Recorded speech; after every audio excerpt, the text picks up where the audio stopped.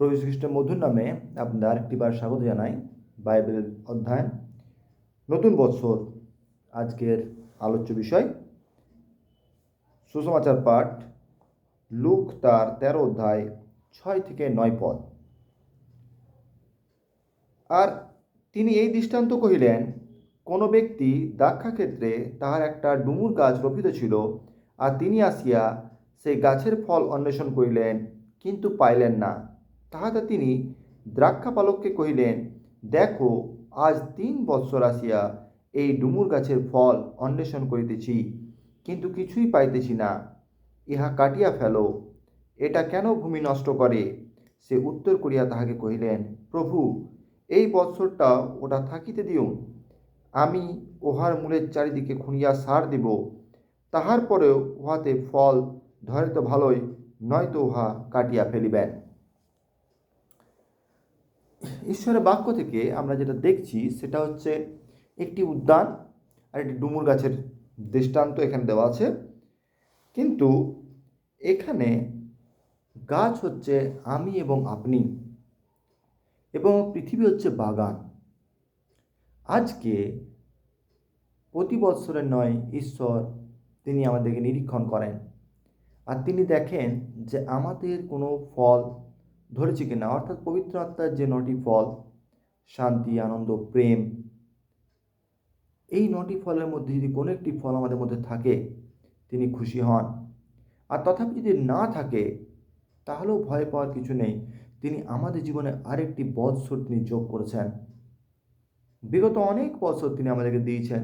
হয়তো আমাদের কারোর বয়স 20, কারো বয়স 30, কারো বয়স 40, কারো বয়স 50, কারো বয়স 70, কিন্তু তিনি তথাপি আমাদেরকে আরেকটি বছর দেখার সুযোগ দিচ্ছেন। প্রিয় বিশ্বাসী, প্রিয় মণ্ডলী, কত মানুষ আজকের দিনে এই দিনটি দেখতে চেয়েও তারা দেখতে পায়নি। গত নভেম্বর মাসে, ডিসেম্বর মাসে অনেক মৃত্যু আমরা দেখলাম। আকস্মিক মৃত্যু, অ্যাক্সিডেন্টালি মৃত্যু, ট্রেনে অ্যাক্সিডেন্ট হয়ে মারা যাওয়া, গলায় দড়ি নিয়ে মারা যাওয়া, কত কম কম বয়সের ছেলেমেয়েরা তারা মারা গিয়েছে। কত মানুষ যারা নিজের স্বামী হারিয়েছে, কত ছোট ছোট শিশু সন্তান যারা নিজের বাবা মা হারিয়েছে। তথাপি ঈশ্বরের ধন্যবাদ হোক যে সারা বছর তিনি আমাদের ভালো রেখেছেন এবং আমাদেরকে আরেকটি বছর দেখার তিনি সুযোগ করে দিলেন। আজকে ঈশ্বর এই বাক্য দ্বারা আমার এবং আপনার সঙ্গে কথা বলছে যে তিনি আমাদের জীবনে আরেকটি বছর তিনি দিয়েছেন। আর এই সার অর্থাৎ তিনি আমাদের সময় দিচ্ছেন, তিনি দিচ্ছেন আমাদের উপার্জন মাধ্যম, তিনি দিচ্ছেন আমাদের প্রয়োজনীয় যা কিছু প্রয়োজন, অন্ন, বস্ত্র, বাসস্থান। তিনি আমাদের শারীরিকভাবে সুস্থ সবল রেখেছেন, শুধু আশা করে যে হয়তো আমরা তার আজ্ঞাবহ হয়ে জীবনযাপন করব। আর আমরা যদি এটুকু না করতে পারি তাহলে হয়তো পরের বছর আমাদের জীবনে শেষ বছর হয়ে যাবে, আর আমরা এই জগতে যে উদ্দেশ্যে আমাদের জন্ম হয়েছে সে উদ্দেশ্য সফল হবে না। ঈশ্বর সবাইকে সৃষ্টি করেছেন, কিন্তু তার মধ্যে তিনি আমাকে এবং আপনাকে পিতা, আব্বা বলার অধিকার দিয়েছেন, অর্থাৎ আমরা তার নিজের। তিনি আমাদেরকে মনোনয়ন করেছেন। তিনি আব্রাহামকে ডেকেছিলেন যে তুমি তোমার জাতি, তোমার কুটুম্ব থেকে পৃথক হও। তিনি পৃথকভাবে আমাদেরকে একটা জাতি করেছেন, যে খ্রিস্টান কোনো ধর্ম নয়, খ্রিস্টান একটি জাতি যারা বিশেষভাবে পরিচিত, যাদের আচার ব্যবহারে খ্রিস্ট পরিস্ফুটিত হয়। আমরা যদি আমাদের আচার ব্যবহার ঠিক না রাখি, আমাদের জীবনে যদি ঈশ্বরকে আমরা অগ্রাধিকার না দিই, তাহলে আমাদের এই জীবন বৃথা। হয়তো এই বছরটি আমাদেরকে তিনি দিয়েছেন, সামনের বছর তিনি আমাদের সুযোগ নাও দিতে পারেন। তাই প্রিয় বিশ্বাসী, প্রিয় মণ্ডলী, আজকের দিনে আমরা ঈশ্বরকে ধন্যবাদ দিই যে তিনি আমাদের জীবনে একটি বছর দিচ্ছেন, তার বাক্য দ্বারা তিনি আমাদের সঙ্গে কথা বলছেন, এবং আগামী বছর যেন আমরা অবহেলায় না কাটাই, আমরা যেন সর্বদা তাকে ভয় করে চলতে পারি, তার আজ্ঞাবহ হয়ে চলতে পারি, তার বাক্য যেন আমাদের হৃদয়ে স্থান পায়, এবং আমাদের দ্বারা যেন তার বাক্য অন্যদের কাছে পৌঁছাতে পারে, সেই আশীর্বাদ যেন তিনি আমাদের করেন, বা আমরা যেন সেই আশীর্বাদকে অ্যাডাপ্ট করতে পারি। সারাটি বছর কত উত্থান পতন আমরা দেখেছি, কিন্তু তিনি আমাদের 3 বেলা খেতে দিয়েছেন, পড়তে দিয়েছেন, আমাদেরকে সুস্থ সবল রেখেছেন, আমাদের শারীরিক ক্ষমতা দিয়েছেন, তাই আমরা আজকে কর্ম করে খাচ্ছি। কিন্তু আমরা কতটুকু টাইম আমরা ঈশ্বরের জন্য বার করতে পেরেছি, আমরা তাকে ধন্যবাদ দিতে পেরেছি, আমরা তাকে তার বাইবেল পড়তে পেরেছি, তার সঙ্গে কথা বলতে পেরেছি প্রার্থনায়, বা দুজন আমরা নন বিলিভারকে আমরা জীবন্ত ঈশ্বরের কথা বলতে পেরেছি।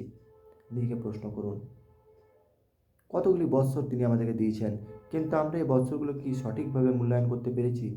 ঈশ্বর আমাদের কী জন্য পৃথিবীতে এনেছেন তার মূল্যায়ন কি আমরা করেছি, বা সেইভাবে কি আমরা চলেছি?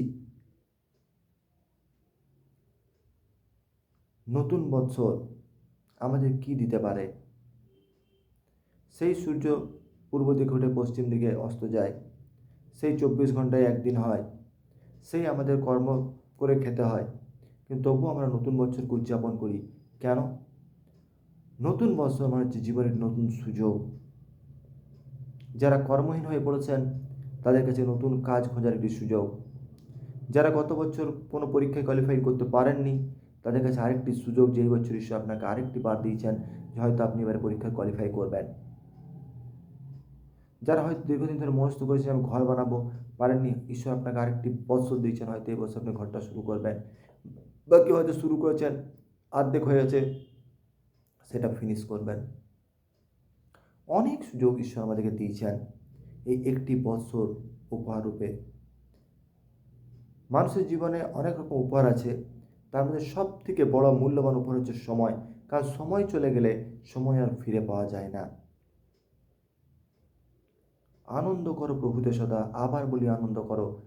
কাল কি হয়ে গেছে, কি অ্যাচিভ করতে পারিনি, সেটা মনে করে নিজেকে দুঃখ দেবেন না। সবসময় মনে করুন যে গত বছর আমি কত ভালো আছি, আজকের দিনে সুস্থ সবল আছি। কত মানুষ প্লেন অ্যাক্সিডেন্টে প্রাণ হারিয়েছে, কত মানুষ পথ দুর্ঘটনায় প্রাণ হারিয়েছে, কত মানুষ নৌকা ডুবে প্রাণ হারিয়েছে, কত মানুষ সুসাইড করেছে, কত মানুষ আরও বিভিন্ন কারণে শারীরিক দুর্বলতার কারণে অক্ষম হয়ে পড়ে আছে। কিন্তু আমরা সক্ষম হয়ে আজ হাঁটাচলা করছি, স্তুতি আরাধনা প্রশংসা করছি। তার কারণ ঈশ্বর তিনি আমাদেরকে এটা করতে সাহায্য করেছেন। আমাদের জীবনে যে বিশেষ উদ্দেশ্য সেটা হলো আমাদের জীবনের মাধ্যমে যেন ঈশ্বর গৌরবান্বিত হয়। তাই প্রিয় বিশ্বাসী, প্রিয় মণ্ডলী, আজকের দিনে বিগত দিনে যদি কারো প্রতি আপনার কোনো অভিযোগ থাকে, কোনো রাগ থাকে, কোনো ক্লেশ থাকে, সব ভুলে যান। নতুন বৎসরে নতুন করে জীবন শুরু করুন। যার সঙ্গে আপনি দীর্ঘদিন কথা বলেননি তাকে প্রথম আপনি নতুন বছরের শুভেচ্ছা জানান। যার বাড়ি আপনি দীর্ঘদিন যাননি তার বাড়িতে গিয়ে তাকে প্রথম উইশ করুন। ঈশ্বর আপনাকে সুযোগ দিয়েছেন।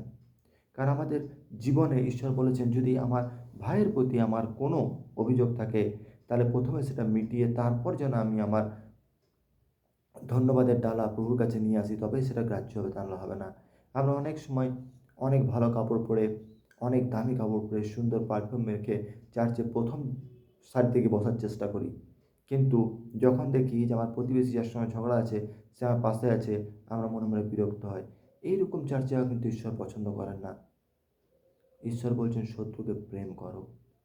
একটি বছর আপনার জীবনে প্রভু দিয়েছেন, মূল্যায়ন করুন নিজেকে যে কোন কোন জায়গায় আপনি গত বছর ভুল করেছেন, যেগুলোর জন্য আপনার ক্ষতি হয়েছে সেগুলো রিপিট করবেন না, এবং যে যে জিনিস করার জন্য আপনার লাভ হয়েছে সেই জিনিসগুলোকে বেশি করে করুন।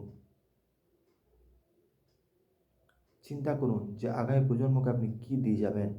আরেকটি বছর আপনি কীভাবে উদযাপন করবেন যেন ঈশ্বর খুশি হয়, আপনি নিজে খুশি হন, আপনার পরিবার আপনাকে নিয়ে গর্ববোধ করতে পারে। এই নতুন বছর আপনাদের প্রত্যেককে জীবনে সুখ, শান্তি, আনন্দ, প্রেম, প্রীতি, ভালোবাসা এবং সাকসেস নিয়ে আসুক, এই প্রার্থনাই করি। ঈশ্বর তার বাক্য দ্বারা আপনাদের প্রত্যেককে আশীর্বাদ প্রদান করুন। আমিন। সকলকে জয় যিশু আর অ্যাডভান্সে হ্যাপি নিউ ইয়ার।